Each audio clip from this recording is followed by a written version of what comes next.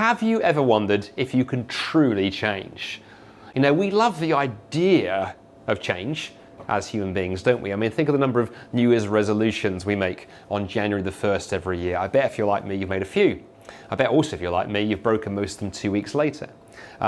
Think of the growing size of the bookshelves and self-help sections on bookstores or on a place like Amazon online. You know, there is a whole industry of books designed to help us change. And again, I've bought books promising to change my fitness regime, my diet.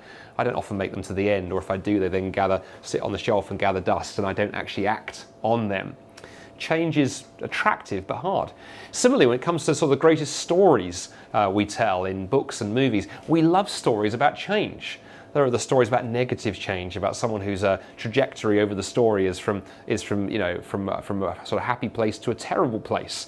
Think of Gollum in Lord of the Rings, or think of someone like Macbeth in Shakespeare's tragedy, or you might think of someone like the Joker in the Batman movies and that descent into darkness.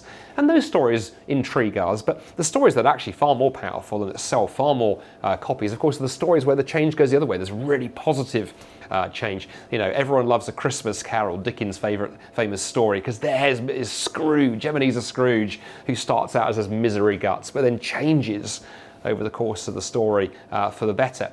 Or take the musical Les Miserables with Jean Valjean in that story again, who goes from darkness and a really depressing place to something quite exciting by the end. And we watch those stories, we listen to the movies, we read the books, and we think, man, if only I could change. But then we struggle to change personally. Why is that? Well, I was recently reading an article by an American psychologist who really helpfully said, well, there are 3 reasons actually why we struggle to change as human beings. Firstly, he said, we have this terrible tendency to blame other people. And he said the first step to change is to actually recognize you're responsible for your own mess. Don't blame everybody else. Take responsibility. Good advice, I thought. Second thing he said is that often we shy away from the difficult decisions and the difficult actions. You know, why is it I could still do with losing a few pounds even after those New Year's resolutions? Because taking up running, which is what I really need to do and get some aerobic fitness going on, it's hard. It's actually difficult to do that. I'd far rather lie in bed of a cold and frosty morning than get out and pound the pavement. But he added the thing that keeps most of us back from real change is actually much simpler. It's that we are not really willing to admit there's a problem. We don't really like to confront who we really are. We're afraid of doing that. We like to invent stories about how we're wonderful, really. We portray that to the world through our curated social media feeds. We don't honestly recognize who we are. That's where real change, he said, begins.